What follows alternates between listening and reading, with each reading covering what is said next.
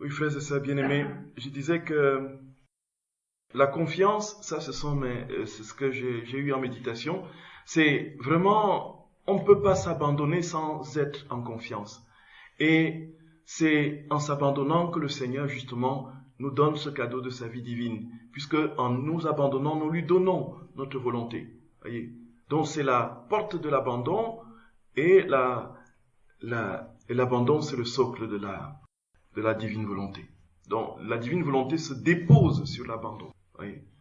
Et donc c'est quelque chose, frères et sœurs bien-aimés, de particulièrement important. Et encore une fois, on a eu l'occasion de le dire lorsqu'on parlait de ce que la divine volonté n'est pas.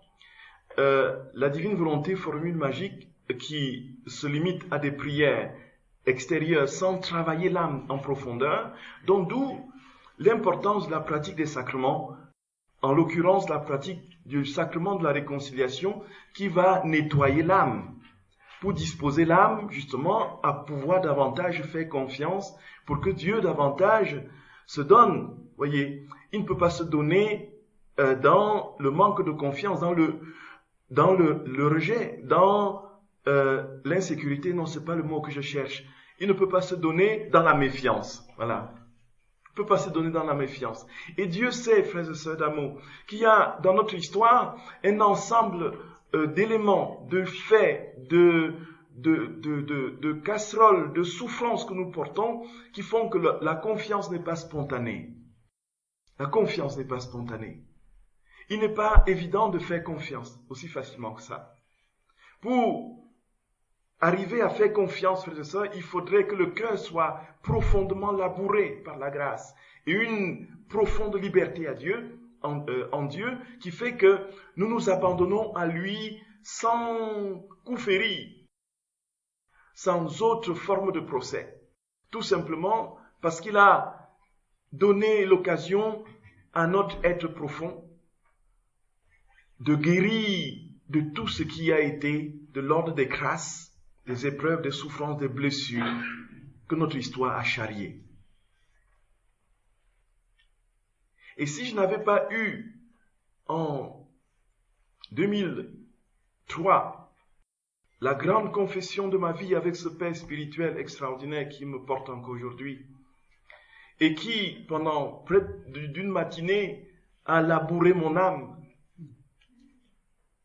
je n'aurais pas accueilli l'amour de Dieu, tellement les blessures, les souffrances faisaient obstacle, ombrage, voyez. Et là, je vais parler de la confiance, je vais revenir à la pureté d'intention. Simplement parce qu'en accompagnement, hier, a été évoqué avec une personne que je remercie de tout cœur, qui m'a attiré l'attention sur une chose. Je crois que c'est Lionel. Lionel est là? Oui, merci Lionel, justement. Alors, la pureté d'intention. La pureté d'intention, frères et sœurs bien-aimés, elle peut être vrillée par un inconscient intéressé. Voyez un peu ça. C'est-à-dire que nous charrions tellement des épreuves dans notre vie que nous, par exemple, si je prends un exemple banal comme ça, à tout hasard, le manque d'affection que nous n'avons pas eu au cours de notre existence, que nous n'avons pas, personne ne nous a aimés, nous avons été toujours méprisés, considérés comme la boue des places publiques, on nous a toujours piétinés, on nous a toujours, considérés comme, moins que rien. Et puis, il arrive que j'engage des actions auprès des personnes ou auprès ou pour moi-même, pour me prouver quelque chose à moi-même. Voyez.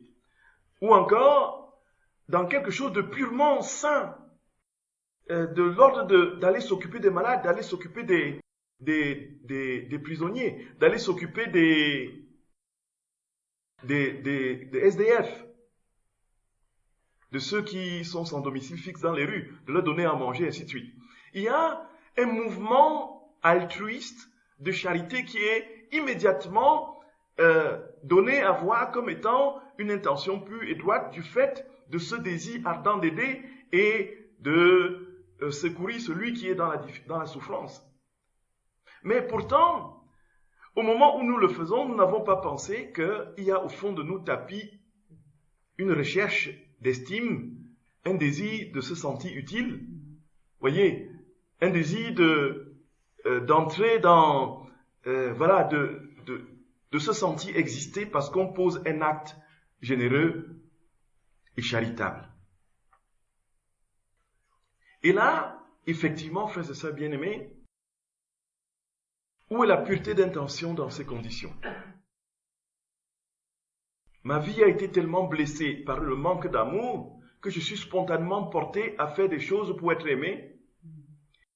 Et pourtant, au moment où je l'ai fait, je n'ai pas en tête que je veux être aimé. Voyez un peu ça. En ce moment, frères et sœurs bien-aimés, puisque c'est inconscient, vous n'êtes pas conscient de ça. Vous n'êtes pas conscient de ça. Les blessures restent dans l'inconscient et ce qui vous porte en ce moment particulier pour l'acte que vous posez, vous êtes porté par l'élan de la grâce généreuse de servir. Et en ce moment, effectivement, frères et sœurs bien-aimés, le Seigneur considère que votre intention est droite. Que votre intention est droite. Oui, frères et sœurs, que votre intention est droite. Et parfois, il peut se servir de cette intention, de cette blessure-là, pour activer en vous des dons et des talents que vous n'avez pas encore soupçonnés jusqu'ici, et qui vous permettront, quand vous serez purifié et guéri de ces blessures, d'être naturellement encore infiniment plus efficace. Voyez, dans l'ordre de sa gloire. Je vous donne un exemple, c'est mon exemple à moi. Lorsque l'infirmière dans cet hôpital de mon village m'a injecté cette solution qui n'était pas la bonne à mon bras et qui m'a complètement paralysé le bras, il est évident que j'étais diminué. J'avais le sentiment surtout que j'avais la conscience déjà de ce que je pouvais faire et vivre avec deux bras, puisque je suis né normalement comme tout le monde. Et puis, subitement, du jour au lendemain, vous êtes différent des autres. Et les enfants en cours de récréation se moquent de vous. Vous n'êtes absolument rien. Vous êtes complètement. Voilà, on vous taxe de tout le nom. Et les enfants qui ne font pas de cadeaux, voyez un peu, vous affublent d'un ensemble de qualificatifs, manchot, infirme, tout ça. Vous recevez tout.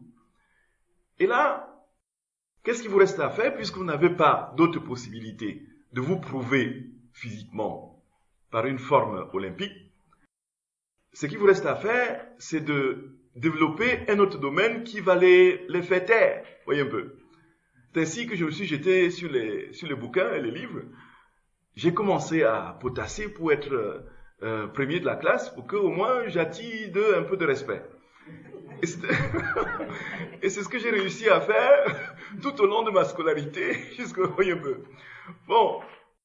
Et aujourd'hui, qu'est-ce qui se passe? Quand mon confesseur me guérit de cette souffrance-là, de n'être rien, d'être diminué, d'être rejeté, quand il me guérit, le Seigneur me guérit par lui, alors, qu'est-ce qui se passe? Ce que j'ai acquis dans l'autodéfense, voyez, et dans la recherche du regard de l'autre et du respect de l'autre, le Seigneur l'a utilisé et l'a amplifié dans une mesure tout simplement, voyez un peu, détonnante. De sorte que si je n'étais pas passé par là, je ne serais pas en train de vous parler de la divine volonté aujourd'hui. Voyez ça, frères et sœurs bien-aimés. Et puis, la relative facilité que j'ai d'entrer dans les textes, de les comprendre, de les structurer, de les analyser, de les enseigner, ça vient simplement de ce que il a fallu que je prouve à un moment donné que je pouvais être autre chose que ce qu'on avait comme image de moi. Dans les blessures de notre vie, frères et sœurs bien-aimés, le Seigneur peut s'en servir. Comprenez? D'ailleurs, il s'en sert. Il s'en sert. Si nous savons le laisser entrer dans ses blessures. Et en ce moment, frères et sœurs, pendant tout le temps avant ma guérison intérieure profonde, la méfiance était mon attribut premier. Je me méfiais de tout le monde. De tout le monde. Alors de tout le monde. De tout le monde. Aucune confiance en personne. Simplement parce que est-ce que celui-là va encore me faire du mal? Voyez? Est-ce que celui-là va encore me faire du mal? Est-ce que celui-là va encore me faire du mal? Voilà. Voilà. Et sur le plan spirituel, ça jouait ce même tour. Seigneur, est-ce que c'est pas toi qui me fais du mal? Est-ce que tu ne m'as pas oublié, tu ne m'as pas abandonné? Et c'est ainsi que j'allais devant le crucifix, je le sermonnais. Qu'est-ce que j'ai fait pour être tout le temps en train de souffrir? Voyez. Alors, une fois que ça tombe, l'abandon, la guérison, la liberté intérieure. Cette guérison produit une liberté intérieure qui fait que la confiance s'invite naturellement dans l'âme. Voyez, frères et sœurs bien-aimés. Et Jésus dit que sans la confiance, on ne peut aller nulle part. On ne peut aller nulle part. J'aurais beau faire des prières, si je n'ai pas confiance dans le Seigneur, qui me permet de m'abandonner entièrement, parfaitement à lui. Frères et sœurs, sincèrement, nous ne commencerons pas à mettre le petit pouce dans la vie, dans la divine volonté. Et c'est les enseignements sur la confiance, comme pour vous dire que Jésus ne vient pas abolir mais accomplir, ces enseignements ont été donnés de manière sublime à Sainte Faustine, et c'est toute la trame de son journal de près de 1500 quelque chose de pages. Et à Luisa Picaretta, notre Seigneur donne des enseignements tout aussi abondants sur la confiance. Sur la confiance. Et la confiance répare, en quelque sorte, frères et sœurs, l'intention qui n'est pas droite, si vous voulez. Si l'intention n'est pas droite, la confiance la répare. Tout simplement parce que même dans le cas qu'on a évoqué des blessures inconscientes que l'on porte et qui structurent les actes explicites que l'on pose, il y a ceci que si nous sommes même quelque peu tentés de vouloir tirer un intérêt dans l'acte que nous posons, si nous le posons de tout notre cœur, avec confiance en Dieu, avec une entière confiance dans le Seigneur, du fait de cette confiance en lui, puisqu'il connaît nos pauvretés, nos misères, répare cet acte. Voyez. Donc c'est pourquoi la confiance, c'est vraiment la porte de la miséricorde. C'est aussi la porte de la miséricorde. Là, ça me vient là. Voyez. La confiance, c'est aussi la porte de la miséricorde. Si on fait confiance, même avec, voyez, bon, tu sais, Seigneur, on peut venir se vanter devant le Seigneur, tu sais, tu vois bien, hein, on voit bien, Don Camillo, et voilà, tu vois, il gonfle les biceps, il se présente devant le Seigneur, mais il vient quand même devant le Seigneur. Montrer qu'il est quand même quelque chose et quelqu'un. Voyez un peu ça. Mais le fait qu'il s'abandonne, cet enfant qui vient dans les bras de sa mère, tu vois maman, ce que j'ai fait, je suis fort, hein, tu vois bien comment je suis fort. Voilà. Mais s'il se met à l'écart et dit, maman, tu vois, je suis plus fort que toi, en fait, tu ne m'apportes rien, je fais ça tout seul, et ainsi de suite. Vous voyez la différence.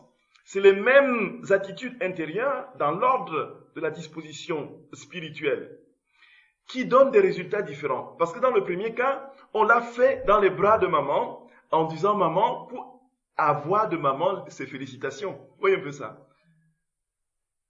Alors que le deuxième cas, c'est un cas purement d'orgueil où l'on défie la maman lui montrant qu'on est plus intelligent qu'elle. Voyez la différence. Voyez la différence. Tout ce que je vous dis ce matin, je n'avais pas préparé. J'avais préparé des textes de Luisa sur la confiance. Voyez. Les textes sont abondants, qu'on va citer. J'espère qu'on aura le temps. Non, c'est parce que, effectivement, d'idée en idée, les choses s'éclairent. Vous voyez. Et, frères et sœurs bien-aimés, c'est exactement cela. La confiance peut réparer une intention qui n'est pas encore bien droite. Et cela veut dire, frères et sœurs, que si nous faisons confiance au Seigneur, il va progressivement nous labourer. Avec Catherine Labouré. Voyez.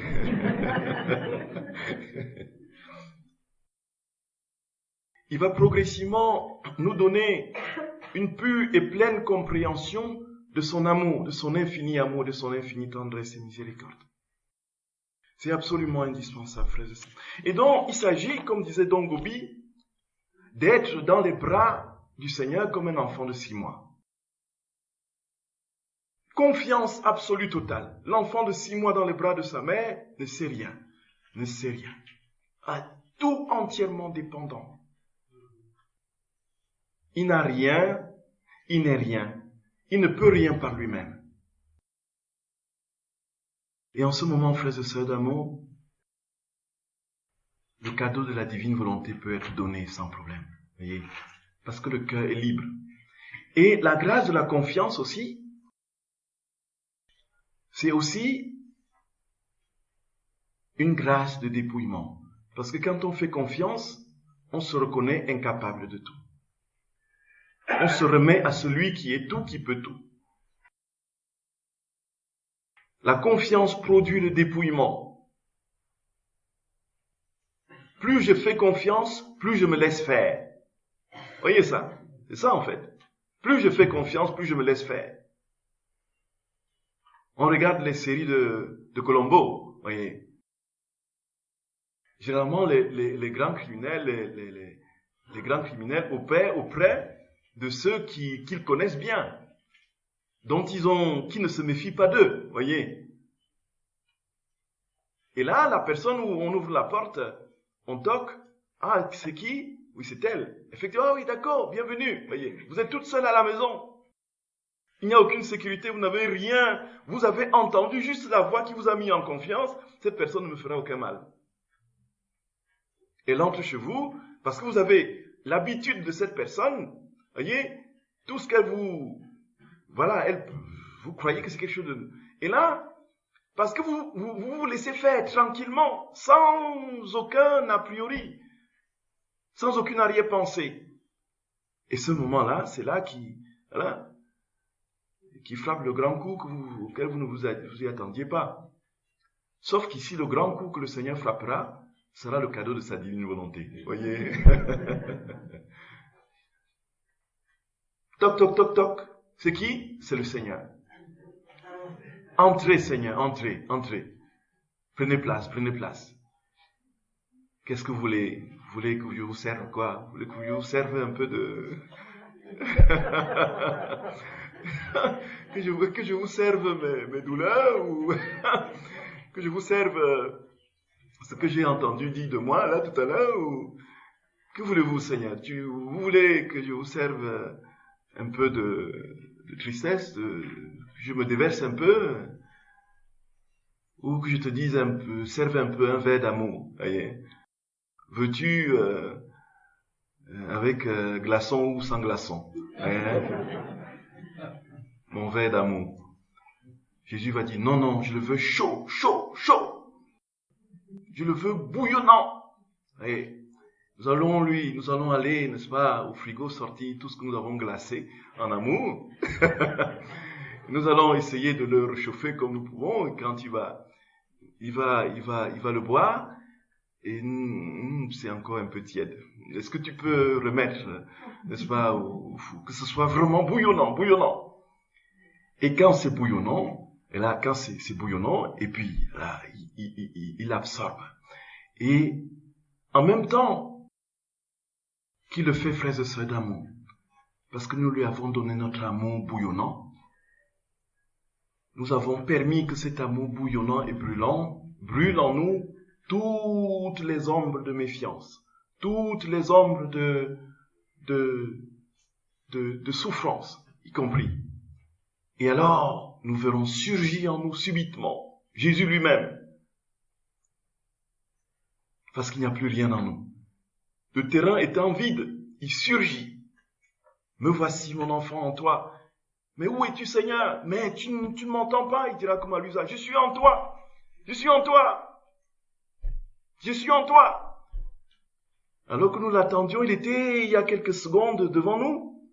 On ne le voit plus, on entend sa voix, tout simplement parce qu'il est désormais en nous. Parce que l'amour bouillonnant a consumé la méfiance et a rendu le socle de la divine volonté libre. Et Dieu s'est installé dans l'âme. Voyez ça, frères et sœurs bien-aimés. Vous voyez ça? Vous voyez ça? Au tome 2, 26 mai 1899. Ce matin, j'étais dans un tel état d'anéantissement que j'en étais devenu impatiente et exécrable. Je me voyais comme l'être le plus abominable de la terre, comme un petit ver de terre qui se tourne et se retourne toujours au même endroit. 1899.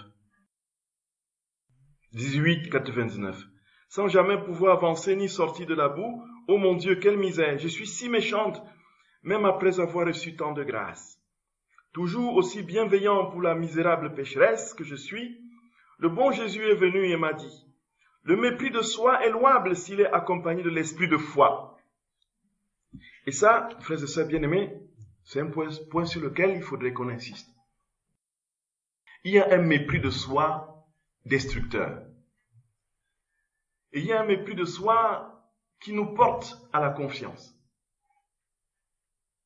Le mépris de soi sans la foi, donc sans la perspective de l'amour de Dieu qui est en face, sans la perspective de sa miséricorde, nous sombre dans le néant. Et Jésus établit ici justement la différence entre ce mépris de soi qui nous conduit dans l'abîme du désespoir et l'autre mépris de soi qui nous élève à lui. Sinon, au lieu de conduire au bien, il peut nuire à l'âme. Donc, le mépris de soi est louable s'il est accompagné de l'esprit de foi. Sinon, au lieu de conduire au bien, il peut nuire à l'âme. En effet, si dans l'esprit de foi, tu te vois tel que tu es, incapable de faire le bien, tu seras porté à te décourager et même à ne plus faire un seul pas sur le chemin du bien. Mais si tu t'appuies sur moi, c'est-à-dire si tu te laisses guider par l'esprit de foi, tu en viendras à te connaître et à te mépriser, mais en même temps, à mieux me connaître et à demeurer confiante de pouvoir tout faire avec mon aide. De cette manière, tu marcheras dans la vérité. Frères et sœurs bien-aimés, c'est inouï, c'est inouï. Et on devrait vivre, se lever, dormir avec les paroles du Seigneur. Et à propos justement, oui, ça me vient à l'esprit, l'association a enregistré, comme je vous ai dit, tous les tomes du livre du ciel qui se trouvent sur une clé USB, mais qui n'est pas commercialisé par l'association parce que Rassemblement à son image l'a produit et le commercialise. Voyez. Donc c'est à eux qu'il faut s'adresser. Quand vous êtes en voiture, ça c'est ce que je fais, donc j'écoute tout au long, et c'est comme ça que progressivement des lumières surgissent. Voyez, dans les, vous dites les choses, on n'a pas toujours tout le temps de se coltiner au livre, mais si on est en déplacement, on peut l'écouter tranquillement et s'imprégner continuellement des paroles du Seigneur. C'est en s'imprégnant qu'on en vit, puisqu'il dit que les connaissances, on n'aura pas le temps au cours de cette retraite d'en parler, les connaissances sont indispensables, sont les catalyseurs de la vie dans la divine volonté, puisque la connaissance conditionne l'accueil de la réalité qu'on connaît.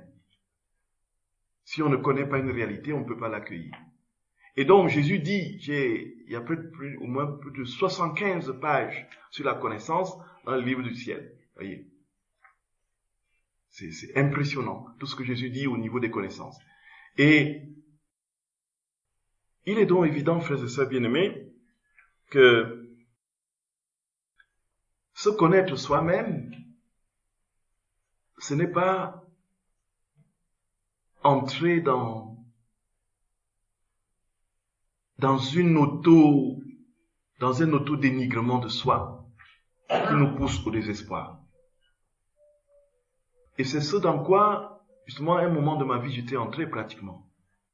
Puisque tout le monde m'avait renvoyé, du moins, j'avais été structuré dans les âges où on est structuré par la confiance, plutôt par le rejet, le mépris du fait de mon handicap et tout ce que j'avais ingurgité dans l'ordre de ce qu'on me projetait de moi.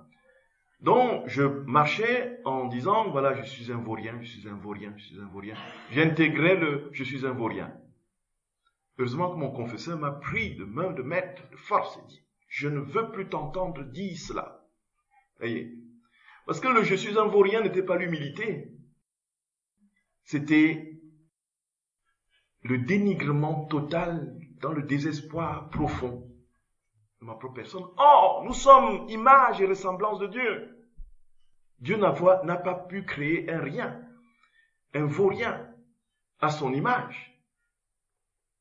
Et s'il a voulu que je naisse, que je voie le jour, c'est bien parce qu'il m'a aimé de toute éternité. Et je dois prendre cela en compte.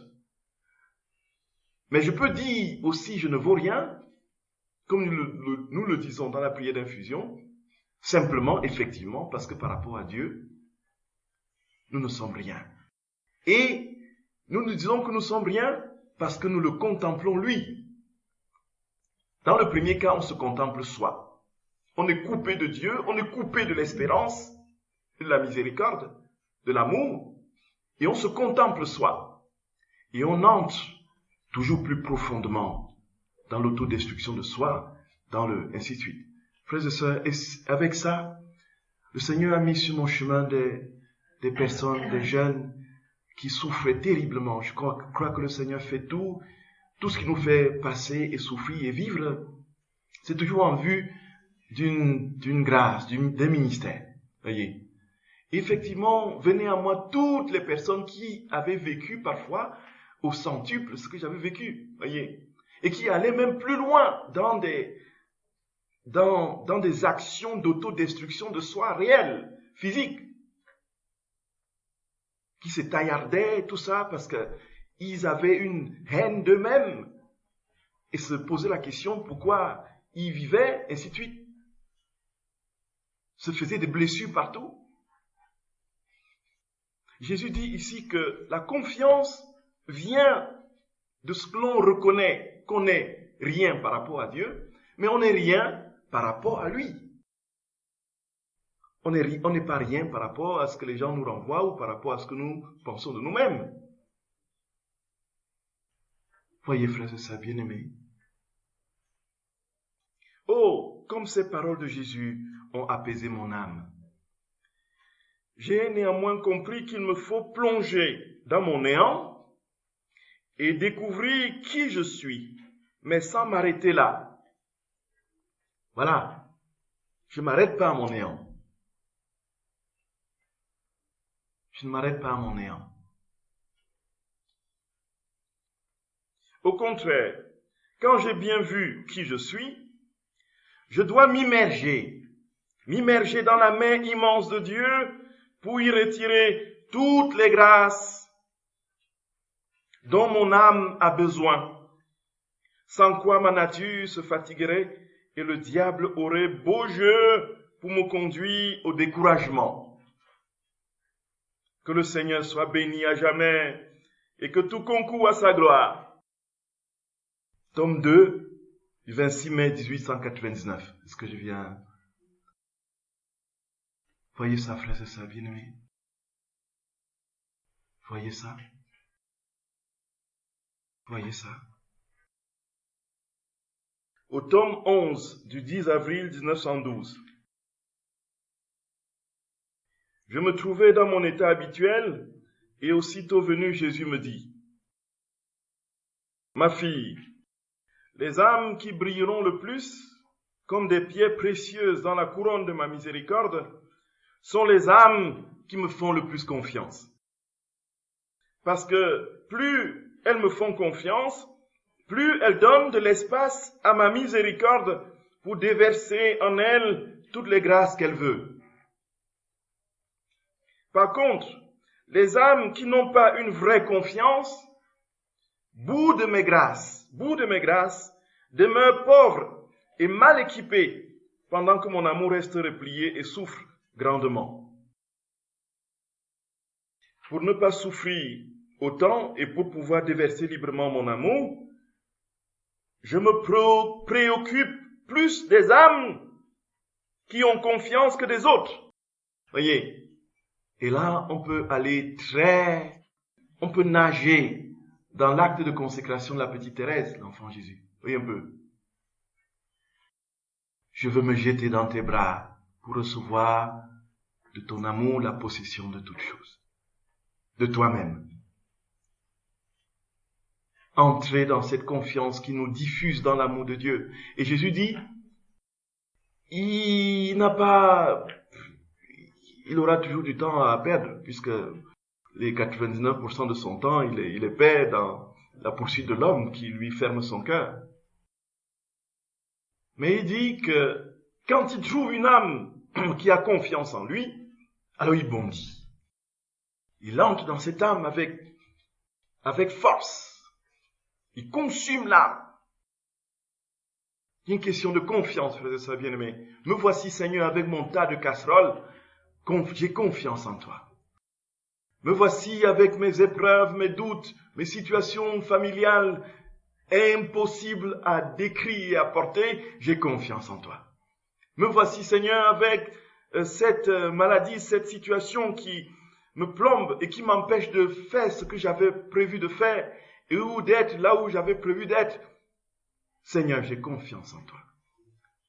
Me voici, Seigneur, avec tout ce qu'on a dit de moi, tout ce qu'on a tramé pour m'enfoncer, me détruire. J'ai confiance en toi. Et c'est pourquoi le Seigneur demande que nous redevenions des enfants. Que nous redevenions des enfants. Pour pouvoir lui faire confiance. Et c'est cela, justement, frères et sœurs bien-aimés, la logique de Dieu. La logique de Dieu est diamétralement opposée à la logique humaine, dont la croissance humaine, la maturité humaine passe par une sortie de l'état d'enfance. Voyez. Et si vous avez des attitudes d'un enfant à un certain âge, la psychologie parlera de régression. Voyez un peu. Commence à régresser. Voyez un peu. Alors que sur le plan spirituel, c'est l'inverse qui se produit. Pour être mature, il faut régresser.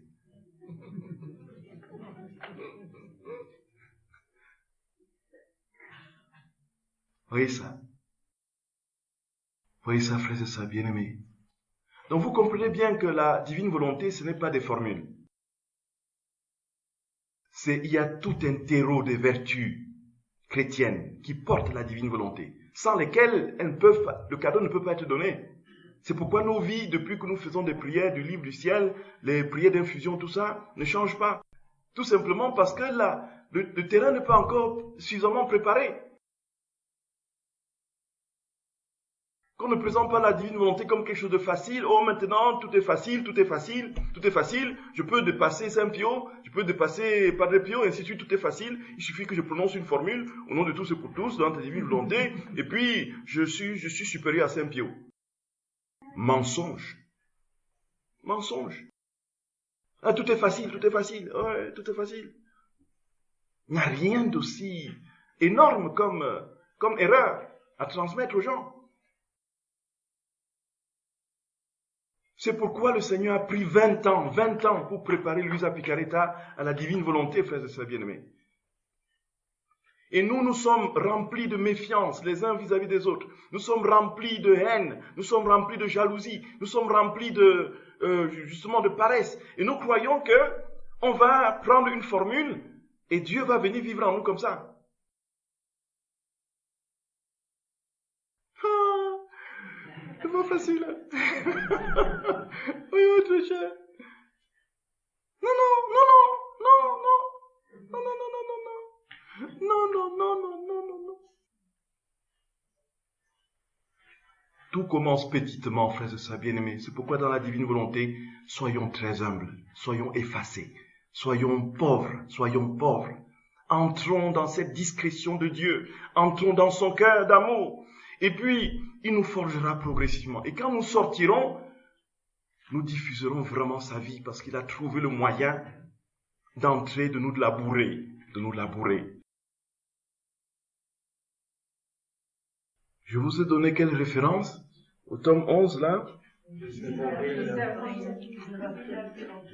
Tome 11? C'est 10 avril. C'est pas 19, c'est 10 avril. 10 avril 1912. Oui. Donc, en ces âmes, je peux déverser mon amour, m'amuser à provoquer des contrastes amoureux, puisque je ne crains pas qu'elles se sentent offensées ou apeurées. Donc, plutôt, elles deviennent plus braves. Donc, je prends la deuxième partie. Pour ne pas souffrir, c'est la même référence. Pour ne pas souffrir autant et pour pouvoir déverser librement mon amour, je me préoccupe plus des âmes qui ont confiance que des autres. Voilà, c'est ça là qu'on s'était arrêté. En ces âmes, je peux déverser mon amour, m'amuser et provoquer des contrastes amoureux, puisque je ne crains pas qu'elles se sentent offensées ou apeurées. Plutôt, elles deviennent plus braves et mettent tout à profit pour m'aimer davantage. En somme, les âmes confiantes sont celles où je déverse le plus mon amour, celles qui reçoivent le plus de grâce, qui sont les plus riches. Ce sont ces âmes qui sont les plus riches, en qui Dieu déverse le plus de grâce, le plus son amour, et ainsi de suite. Et c'est tout simplement, frères et sœurs bien-aimés, déroutant de se rendre compte que Jésus, quand il parle d'amusement, et ça c'est quasiment dans les premiers tomes très récurrent avec Luisa, il s'amuse, voilà. Et là, il apparaît, il disparaît, il entend lui, il ressort, et puis il amène un truc, et puis il lui joue de tout, et ainsi de suite. Voyez, Dieu, c'est qui fait ça? C'est Jésus. Qui est-il? C'est Dieu. Il est Dieu. Vous voyez comment il se comporte. Il ne dit pas ce qu'il ne fait pas. Il est en train de jouer comme un enfant. Voyez? Il est en train de jouer. Il joue, frères et sœurs. Nous voyons la simplicité de Dieu qui se traduit non seulement dans ses paroles, frères et sœurs d'amour, et qui, lorsqu'il prend possession de l'âme, fait de l'âme son vis-à-vis, puisqu'on ne peut jouer qu'avec des vis-à-vis. Il s'amuse, voyez. Il s'amuse avec nous. Comme ces saints mystiques qui voyaient Jésus grandir au fur et à mesure que, voyez, ils étaient tout petits et Jésus venait s'amuser avec eux, jouer le ballon avec eux, cueillir des fleurs avec eux, ainsi de suite, voyez. Et au fur et à mesure qu'ils grandissaient, ils épousaient, n'est-ce pas, les jeux de leur âge, ils montaient, ainsi de suite. Parce qu'à un moment donné, ils comprennent que ce petit garçon, c'était Jésus. Voyez un peu. Ah, frères et sœurs d'amour, aimons le Seigneur, je nous en supplie. Aimons-le. Un Dieu qui vient autant s'abaisser, jouer avec nous. Et devant ses disciples à la scène, se mettre à genoux, à leurs pieds. Oh mon bon Jésus, On ne peut que t'aimer, Seigneur. On ne peut que t'aimer. On ne peut que t'aimer.